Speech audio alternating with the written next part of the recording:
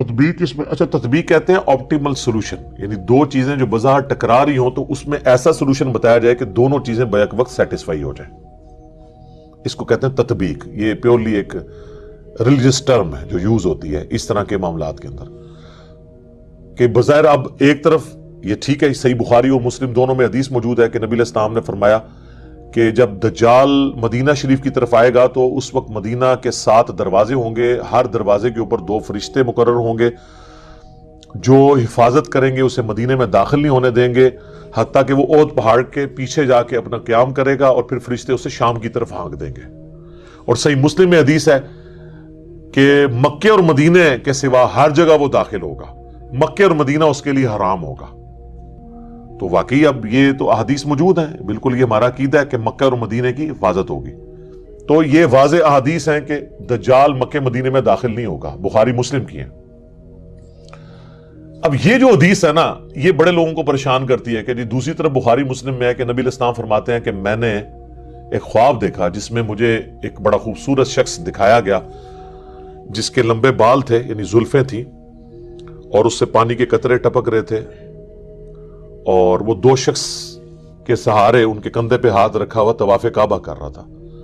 تو مجھے پوچھنے پہ فرشتوں نے بتایا کہ یہ مسیح ہیں، عیسیٰ ابن مریم، اور یہ حضور کو خواب دکھایا جا رہا تھا۔ تو ظاہر ہے کہ خواب تو وحی الہی ہے۔ سورہ الصافات میں حضرت ابراہیم علیہ السلام کو جو اللہ نے خواب دکھایا تھا وہ وحی الہی تھا، اس لیے تو انہوں نے اتنی بڑی ایکٹیویٹی پرفارم کرنے کے لیے تیار ہو گئے، بیٹے کو ذبح کرنے کے لیے۔ اور بخاری مسلم دونوں میں حدیث ہے کہ خواب نبوت کا 46واں حصہ ہے، یعنی نبیوں کی وحی کا ذریعہ جو ہے، نبیوں کے خواب تو سچے ہوتے ہیں۔ اور پھر نبی صلی اللہ علیہ وآلہ وسلم فرماتے ہیں تھوڑی دیر بعد میں نے دیکھا کہ ایک شخص طواف کعبہ کر رہا ہے جس کی دائیں آنکھ ختم ہے، اور اس کی جو بائیں یعنی وہ کان ہے اور بائیں آنکھ جو ہے انگور کے یعنی دانے کی طرح ابری ہوئی ہے، اور بڑا بدشکل گنگریالے بالوں والا، وہ بھی 2 افراد کے اوپر یوں ٹیک لگا کے نا اسی سٹائل میں وہ بھی طواف کعبہ کر رہا ہے۔ تو میں نے پوچھا یہ کون ہے؟ تو مجھے بتایا گیا یہ مسیح دجال ہے، وہ اوریجنل مسیح یعنی کرائسٹ، اور یہ ہے اینٹی کرائسٹ۔ وہ اکثر لوگ کہتے ہیں دجال کو مسیح کیوں کہا جاتا ہے؟ مسیح تو حضرت عیسیٰ ہے۔ اور سر ان کو جھوٹا مسیح کہا جاتا ہے، دجال کو، اس کو مسیح نہیں کہا جاتا، مسیح الدجال، جعلی مسیح، اور یہ ہے عیسیٰ ابن مریم مسیح، اصلی مسیح۔ تو وہ مسیح نہیں ہے، وہ جھوٹا مسیحا ہے، کیونکہ یہودیوں کی کتابوں میں ہے کہ ایک مسیحا آئے گا بنی اسرائیل کے اندر۔ وہ مسیحا آیا، ان کو سمجھاتا رہا، انہوں نے اس مسیحا کے قتل کے فتوے جاری کیے، اس کو اللہ نے اوپر اٹھا لیا۔ کون؟ عیسیٰ ابن مریم۔ لیکن ان کو پتہ ہی نہیں چلا۔ اب جب وہ دجال آئے گا نا، وہ کہیں گے اچھا یہ ہے ہمارا مسیحا، تو وہ دھوکہ کھا کے اس دجال کو عیسیٰ ابن مریم کی جگہ مسیح مان لیں گے اپنا۔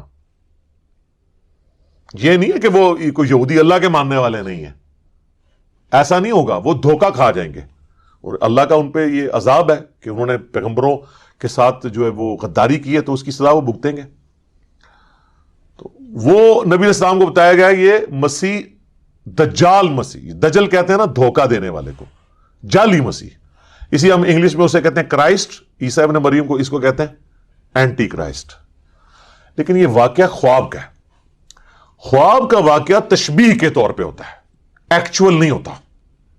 مثلا بخاری و مسلم دونوں میں حدیث ہے، نبی علیہ السلام فرمایا میں نے خواب میں دیکھا کہ میرے ہاتھ میں 2 سونے کے کنگن ہیں، تو میں اس کی وجہ سے بڑا پریشان ہوا، پھر میں نے اس پہ پھونک ماری تو وہ غائب ہو گئے، اور اس کی تعبیر میں نے 2 جھوٹے پیغمبروں سے کی ہے جو ظاہر ہوں گے، اور وہ حضور کی زندگی میں ظاہر ہو گئے۔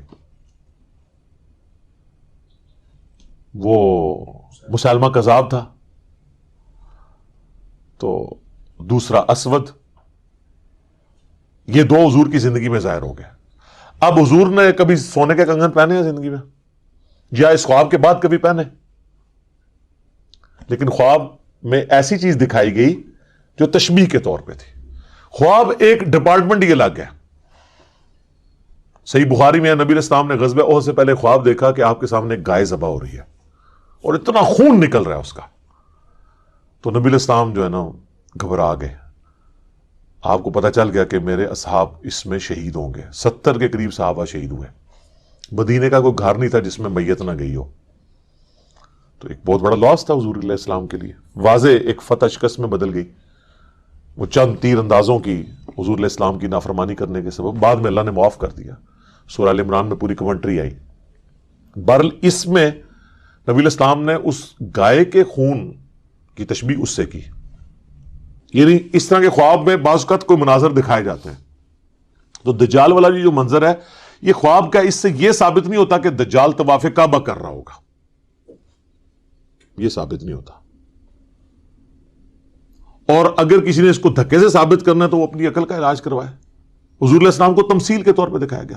بعض نے ویسے یہ کہا کہ اس طواف سے مراد یہ ہے کہ وہ خانہ کعبے کے باہر یعنی مکے کے باہر گھوم رہا ہوگا اور کوشش کرے گا کعبے میں داخل ہونے کی. یہ بھی تعبیر ہو سکتی ہے, لیکن یہ دور کی ہے, ضرورت ہی نہیں, خواب کی چیز ہے کو فزیکلی. بعض کہتے ہیں کہ یہ دجال اس وقت طواف کر رہا ہوگا جب ہی اس کا فتنہ ظاہر نہیں ہوا ہوگا. جب فتنہ ظاہر ہوگا پھر وہ داخل نہیں ہوگا. یہ دور کی تعویلات ہیں. میرے نزدیک سب سے بیسٹ تعویل, میں نے آپ کو اتنی مثالیں دی ہیں کہ خواب میں جو منظر دکھایا جاتا ہے ایگزیکٹلی وہ منظر نہیں ہوتا, وہ ایک تمثیل ہوتی ہے. تو حضور علیہ السلام کو بیسیکلی پہچان کرے گی کہ یہ جھوٹا مسیح جو ہے وہ اس شکل کا ہے, سچا مسیح اس شکل کا ہے. اور دونوں کو ایک ہی اینگل میں دکھایا گیا. وہ بھی دو بندوں کے سہارے طواف کر رہے ہیں اور یہ بھی دو بندوں کے کندھے پہ ہاتھ رکھ کے ایگزیکٹ اسی سین میں آپ کو یہ دو چیزیں دکھائی گئی ہیں. تو لہٰذا یہ جو بعض لوگ سمجھتے ہیں کہ یہ احادیث میں تضاد ہے, تو احادیث میں تضاد موجود نہیں ہے. باقی وہ بعض لوگ کہتے ہیں وہ جساسہ والی حدیث کے اوپر کوئی ورڈکٹ دیں, ابن سیاد والی حدیث کے اوپر کوئی ورڈکٹ دیں. میرے بھائی دجال صرف ایک مسیح دجال ہی نہیں آنا. ابو داؤد ترمذی میں حدیث ہے کہ نبی علیہ السلام فرمایا قیامت اس وقت تک قائم نہیں ہوگی جب تک 30 جھوٹے دجال نہ پیدا ہو جائیں. تو دجال ایک سے زیادہ آنے ہیں. غلام احمد قادیانی بھی ان دجالوں میں سے ایک دجال ہے, کیونکہ اس میں ہے کہ ان میں سے ہر ایک دعویٰ کرے گا کہ میں اللہ کا پیغمبر ہوں. یہ دجال بھی پہلے پیغمبر ہونے کا دعویٰ کرے گا, پھر خدائی کا دعویٰ کر دے گا. بخاری مسلم میں یہاں تک آتا ہے اس کے حکم سے بارش برسے گی, وقتی طور پہ, آزمائش کے طور پہ زمین اگائے گی تاکہ جو بزرگوں کے ماننے والے ہیں وہ فوراً اس کو بزرگ مان لیں. اسی تو پھر بھی نہیں ماننا, سانو تو فرق نہیں پیندا. اسی تو کہنے سانو دکھاؤ قرآن دی سی کتنے لکھا ہے کہ تو آنا ہے بھائی.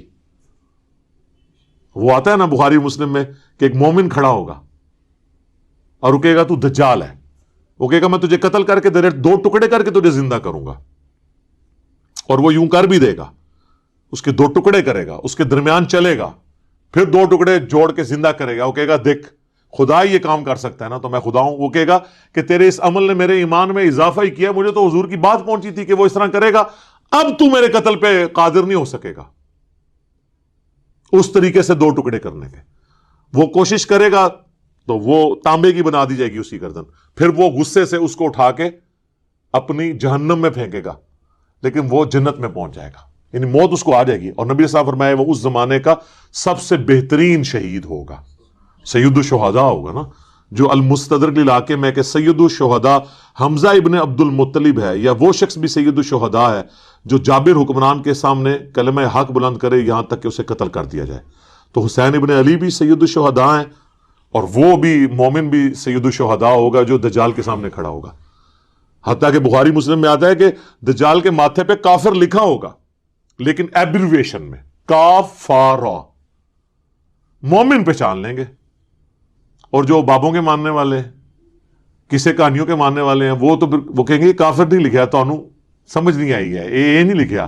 جس نے کہتے نا کوڑا نے دھما لی تیسرا ہدایت تے لا رہے ہوندے نا دھکے نال, یہ بھی وہی کریں گے. کاف سے کشف پڑھ لیں, ہو سکتا ہے فا سے فیض پڑھ لیں, اور را سے روحانیت پڑھ لیں, یا روحانیت روحانیت کی بجائے. بخاری اور مسلم دونوں میں حدیث ہے, نبی علیہ السلام نے فرمایا کہ حضرت آدم علیہ السلام سے لے کے سارے پیغمبر اپنی اپنی امتوں کو دجال کے فتنے سے آگاہ کرتے آئے ہیں. اور مسلم میں ایک حدیث ہے کہ قیامت تک جتنے فتنے آئیں گے حضرت آدم علیہ السلام سے لے کے, دجال سے بڑا کوئی فتنہ نہیں ہے. ٹھیک ہے, ظاہر ہے کہ اللہ کی طرف سے ایک آزمائش ہوگا, تو اللہ تعالیٰ ہمیں محفوظ رکھے اس فتنے سے. اور اس کے لیے بھی صحیح مسلم میں ہے کہ نبی علیہ السلام نے فرمایا کہ جو شخص سورۃ الکہف کی پہلی 10 آیات یاد کر لے گا, اور ایک دوسری حدیث میں مسلم کی آخری 10 آیات کا بھی ذکر ہے, بہرحال پہلی 10 آیات یاد کر لیں تو وہ اس کے دجال کے فتنے سے بچ جائے گا. تو یہ آیات کوشش کریں روزانہ، نہیں تو ہفتے میں ایک دفعہ تلاوت کر لیں تاکہ یاد رہے. باقی یہ ویڈیو شیڈیو ریکارڈ کرانا ہے جی دجال نے کدوں آنا ہے، بھائی میں تو نہیں دجال نو کٹ سکتا، جدوں آئے گا دیکھی جائے گی.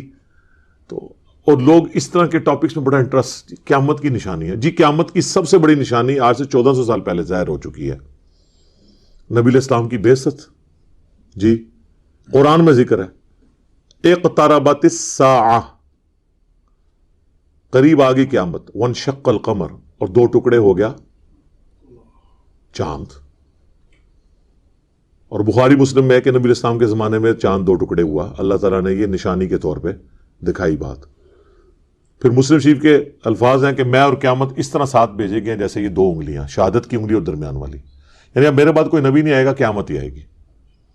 ہزاروں انبیاء کی تاریخ میں آخری پیغمبر کا آنا اور پھر اس کے بعد قیامت آنا، تو پھر تو سر قیامت کی نشانیاں ظاہر ہو چکی ہوئی ہیں. باقی جو آپ قیامت کی نشانیاں ظاہر کرتے ہیں نا، کوئی الٹا کام ہو جائے تو کہتے ہیں قیامت کی نشانی ہے. پھر میں کہنا یہ ساری نشانیاں پاکستان ہی پوریاں ہو رہی ہیں. باہر دے ملک دے لوگ سکون کی زندگی گزار رہے ہیں. مہنگائی ہو جائے کہتے ہیں قیامت کی نشانی، بیسک نیڈز پوری نہ ہو قیامت کی نشانی، ہیومن سیکیورٹی نہ ہو کہتے ہیں قیامت کی نشانی. تو وہاں تو نشانیاں پھر ریورس ہو رہی ہیں. دبئی میں جائیں کوئی ڈاکہ مار کے بتائے، کوئی چوری کرے، 0 پہ کرائم ریٹ لے آئے ہیں وہ تو پھر لگتا ہے قیامت سے بہت دور جا رہے ہیں. اس طرح نہیں قیامت کی نشانی ہوتی. باقی آپ نے چسکے لینے کے لیے سننا ہے تو سنتے رہیں. اصل چیز یہ ہے کہ آپ آخرت کی تیاری کریں، ان چکروں میں نہ پڑیں. ٹھیک ہو گیا جی، جزاکم اللہ خیر.